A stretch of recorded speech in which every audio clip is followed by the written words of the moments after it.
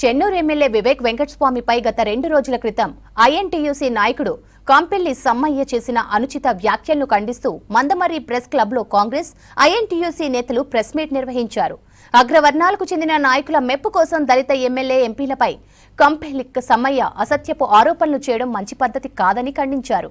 కాళేశ్వరంలో సరస్వతి పుష్కరాలకు దళిత ఎంపీ అయిన గడ్డం వంశీకృష్ణను ఆహ్వానించకపోవడం దేనికి సంకేతమో కాంపెల్లి సమ్మయ్య సమాధానం చెప్పాలని డిమాండ్ చేశారు.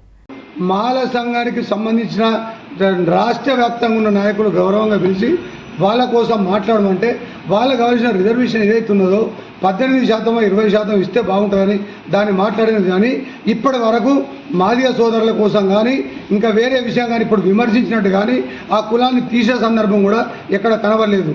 సమ్మయ్య దాన్ని కులాలను తీసుకొచ్చి చిచ్చుపెట్టి కొట్లాడలు పెట్టి నేనేందో పెద్ద లీడర్ని అయితే ఎంపీ ఎమ్మెల్యే గారితో వివేక్ వెంకటస్వామి గారి మీద పెడితే నేను టాప్ లీడర్ అయితే నువ్వు అనుకుంటున్నావు కావచ్చు, కానీ నిన్ను తిట్టినోడు తిడతాడు, ఒక్కొక్కటి తిట్టినోడు కూడా తిడతాడు. అది గుర్తుపెట్టుకోవాలి. నువ్వు దాన్ని పెట్టి ఎమ్మెల్యే గారు ఒక్కసారి కూడా చక్కగా నియోజకవర్గానికి వస్తారంటే నీ కళ్ళు దొబ్బినాయా, నీ చెవులు దొబ్బినాయా? ఏడికి వస్తలేడు ఎమ్మెల్యే గారు, వస్తలేరా?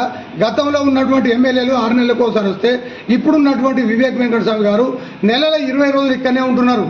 ఎక్కడ కూడా గౌరవ చెన్నూరు శాసనసభ్యులు వివేక్ వెంకటస్వామి కానీ వారి తనయులు గడ్డం వంశీకృష్ణ గారు కానీ మరి ఎస్సీ వర్గీకరణ చేయొద్దు అని చెప్పలేదు. హైదరాబాద్లో మాలల మహాసింహ గర్జన పెట్టినప్పుడు ఎక్కడ కూడా మాలల అభివృద్ధి కోసం, మాలల హక్కుల కోసం ఈ మాల జాతిని గుర్తించాలని చెప్పించి ఒక ఇనిషియేటివ్ తీసుకొని మాట్లాడింది తప్ప మాలల మహాసింహ గర్జన వేదిక మీద వర్గీకరణ చెయ్యొద్దని చెప్పి ఎక్కడ కూడా స్టేట్మెంట్ ఇవ్వలేదు. ఒకసారి మీరు రికార్డులు పరిశీలించండి.